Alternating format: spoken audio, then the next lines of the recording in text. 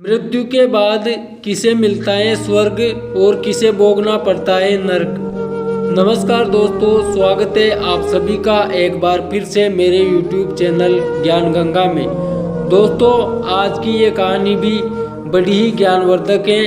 दोस्तों, आज की ये कहानी मैं लेकर आया हूँ कि मनुष्य अपने जीवन का अंत हो जाने के बाद कहाँ जाता है, किस इंसान को स्वर्ग लोक मिलता है, वो किसी इंसान को नरक भोगना पड़ता है। स्वर्ग का राजा इंद्रदेव को माना गया है, जबकि नरक का राजा यमदूत को बताया गया है। स्वर्ग और नरक मनुष्य के द्वारा किए गए कर्मों पर निर्भर करता है कि वह मनुष्य स्वर्ग में जाएगा या नरक में। तो मनुष्य अपने जीवन में कभी कोई पाप नहीं करता, किसी को शारीरिक और मानसिक हानि नहीं पहुंचाता, उसे भगवान के चरणों में स्थान मिलता है। जो मनुष्य अपने जीवन में पुण्य करता है उसे स्वर्ग की प्राप्ति होती है। दुनिया के सभी धर्मों में स्वर्ग और नरक का जिक्र किया गया है। वही जो मनुष्य जीवन में पाप करता है, लोगों को शारीरिक व मानसिक पीड़ा देता है, उसे नरक की प्राप्ति होती है। नरक में यमदूतों द्वारा बहुत सी यातनाएं दी जाती हैं। वो स्वर्ग में अच्छी आत्माओं को पुण्यों का फल भोगने को रखा जाता है। नरक में बुरी आत्माओं को यातनाएं दी जाती है।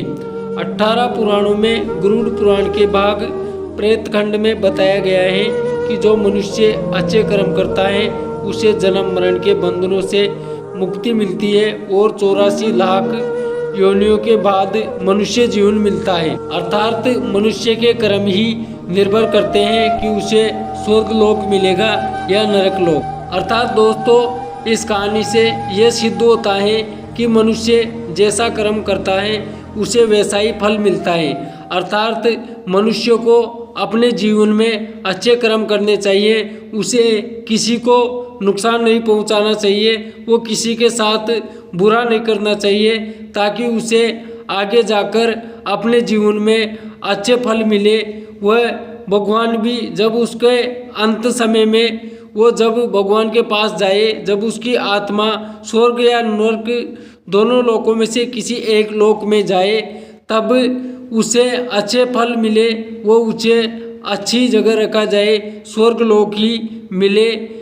जो जिन लोगों को नरक लोक मिलता है उन्हें मैंने इस कहानी में बताया ही है कि उन लोगों के साथ क्या किया जाता है। अर्थात मनुष्य को अपने जीवन में अच्छे कर्म करना चाहिए। ये मनुष्य जीवन 84 लाख योनियों के बाद एक बार मिलता है। तो धन्यवाद।